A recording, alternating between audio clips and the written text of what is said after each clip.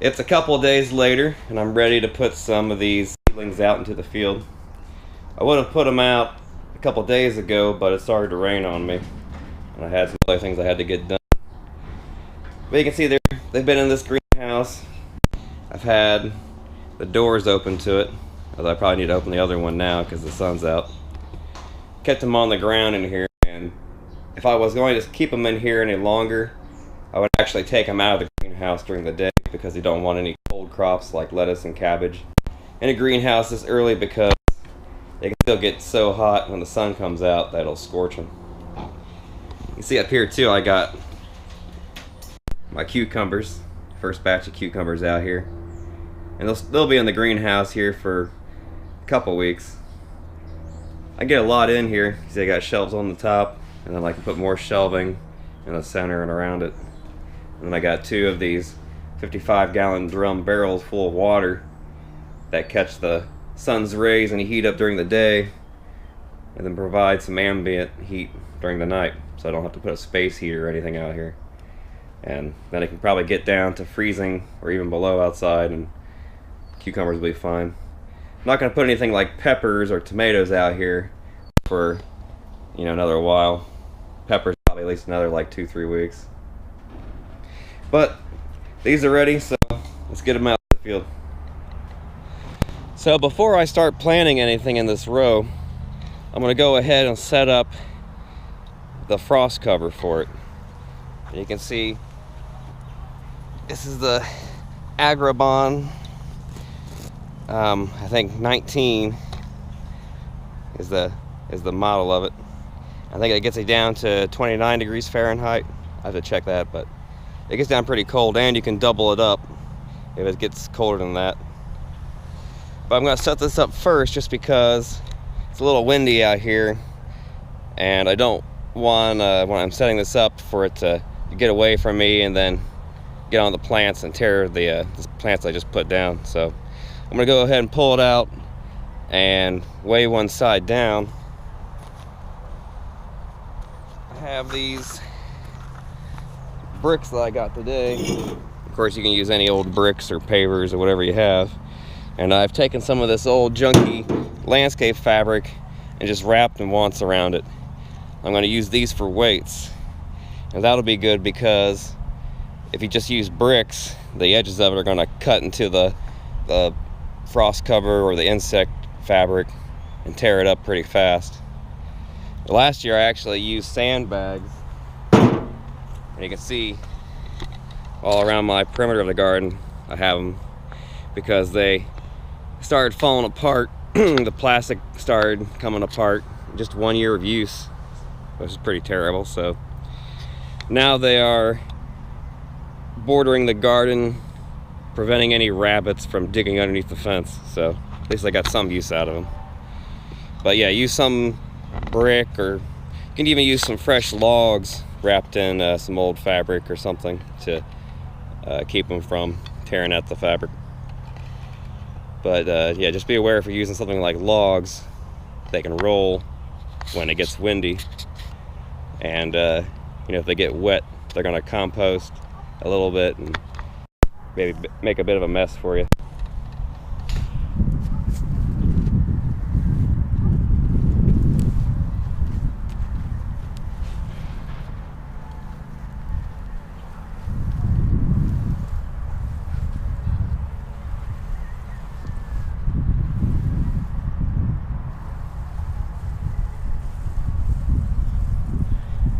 There you can see about 90 feet of row cover. This old cover that I got last year, you can see it already has some minor holes in it. You can actually take probably some sort of good tape and tape it up, something that the weather isn't gonna take the adhesive off, but really isn't gonna cause that much of a difference. They'll still stay warm inside of it. I did have a problem where I left this fabric out in the field last year during the entire growth season, and I got a lot of algae and dirt and other junk on it. I had to actually dunk the entire fabric in a large bucket of OxyClean to whiten up, get the green out of it. So after you get done with your frost cover, go ahead and pull it out in the field to dry it out if it's not dried out, and go ahead and roll back up and put it away for storage. You see I have a tape measure laid out to make sure my spacing's right. You could use a pole with markings on it, you know, every 8 inches or every 18 inches, whatever your spacing is. For lettuce and cabbage, my spacing is 18 inches. And it looks like these holes are cut pretty close to that already. Little shy away from as close as I could put it to this front hoop, but that's alright. I'll go ahead and use the first hole. So I have 22 lettuce plants to go in today, and I'll try to keep them somewhat organized together, although I'm down 2 plants on one set, because remember I have 4 different varieties.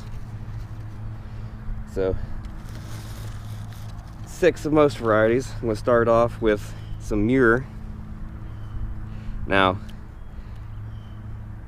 these lettuce are actually sold, you know, for different times of the season. There's spring lettuce, there's summer lettuce, and fall lettuce. But I'm growing them all right at the start because you can grow fall and summer lettuce during the spring as well. So why not grow them all? You can grow them also. You can grow all 4 of them as well during the fall. It's just that the only lettuce that's going to do well and not bolt really fast are the summer crisp varieties.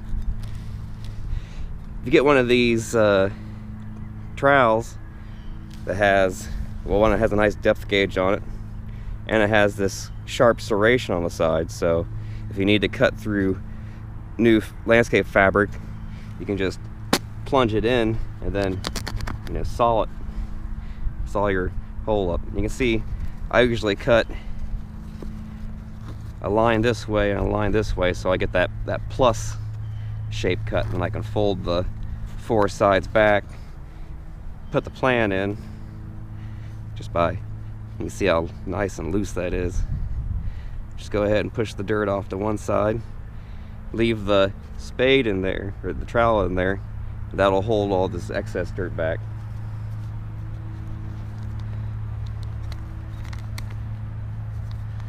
And I can get this guy out. I've already watered these a little bit ahead of time. There. You can see just how well rooted that is. Make sure that you're not going too deep. You want the top of the plant to be, or the top of the plant's soil as a seedling to be the same height as the soil you're putting around it. You don't want to bury it all up, and you don't want to put it on a big mound at the top of a mound, and you don't want to put it in a big valley where water's going to run in and pull up. And just take that dirt and go back around it. Now, because it rained yesterday, you can see this dirt's already sopping wet, so no need to add any additional water to it. Just make sure that the seedling container itself has been wetted up. You don't ever want to transplant anything dry. I'm gonna go ahead and do just down this row. Now, I don't have a tag for each one of these, so make sure you have some sort of scheme to know what plants are what.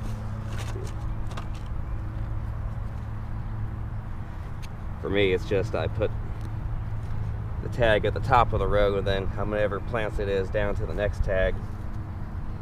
That's how I identify what comes before it.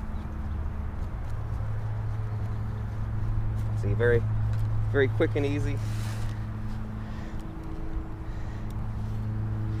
See if I'm still on the shot there. Oh yeah.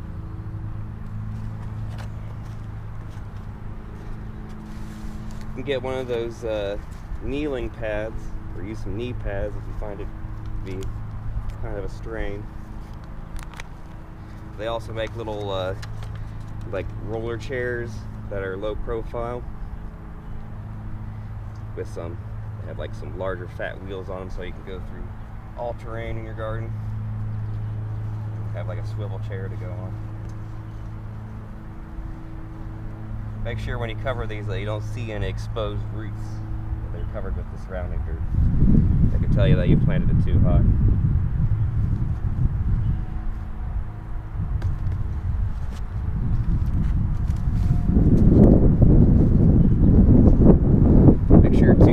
separation between rows is the same amount of spacing as between plants. You're thinking of like a square grid.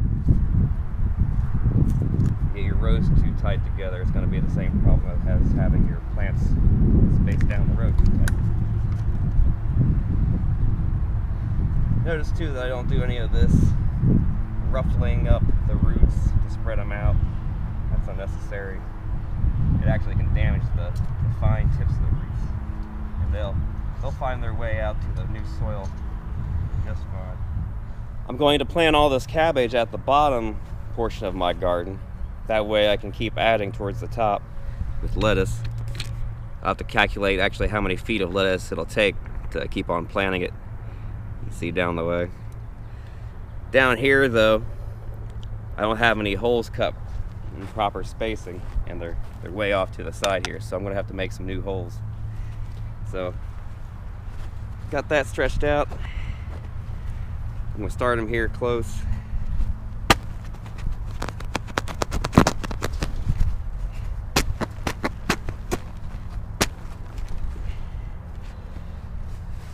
And 18 inches right about here.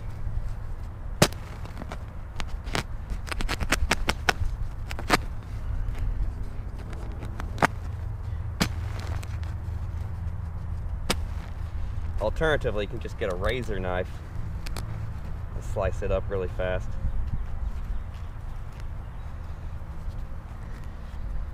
Over to 36.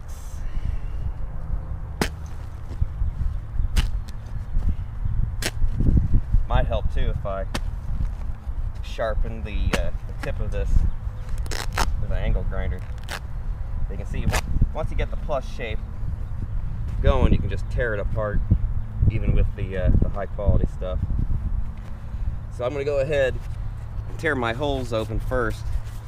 That way I can keep on planting really fast without any interruptions. Same drill with this cabbage. Looks like it's a bit more well rooted. Oh yeah, look at all those roots.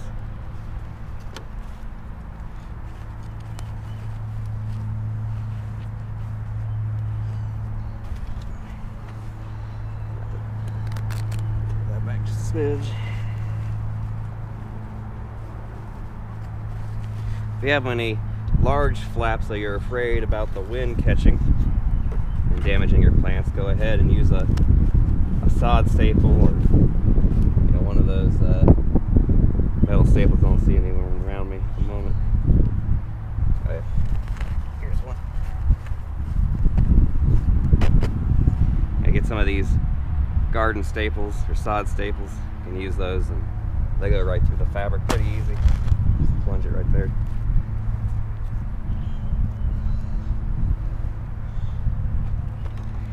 I've noticed that these green cabbages actually get a purple tone of color to them at the start too. And I think I can tell where I had a couple of them that I let get a little too dry, because their starter leaves, the little cotyledon leaves, are just a tiny bit turned yellow. I think one of them actually fell off because it ate it.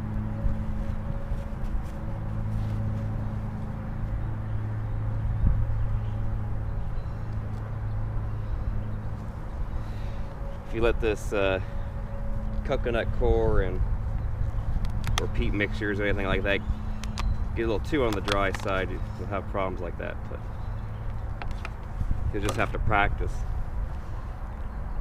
Make sure you got it the right watering at the right moments.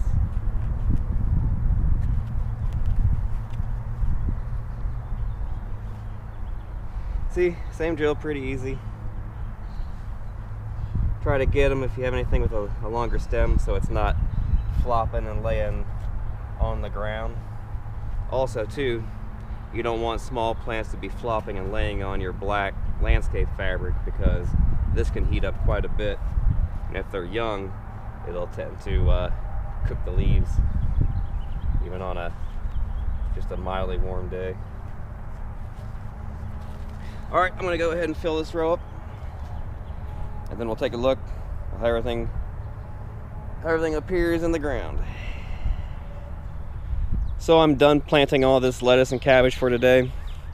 I still have enough open space to get about 3 more lengths of the same amount of lettuce I put in, which is good because I'm putting it out in stages. I won't be planting any more cabbage till the end of the season, but lettuce I'll kind of have a consecutive crop coming out every 2 weeks hopefully. So I gotta keep on putting it down, and then older lettuce that I harvest out, all I gotta do is rip up the stump and plant right on top of it with some new compost, and it's ready to go again. Also too, I'll put this frost cover back on and make some more bricks on this side to weigh it down, and the frost cover will stay on it unless the temperatures out here get to the upper 60s, starts getting to the 70, and that's just really too hot for the lettuce with this landscape fabric. Then all you gotta really do is take it off in the middle of the day and then put it back on at night if you think the night's gonna get down into like the 40s. And that's about it. So now I'm on to working on some raised garden beds.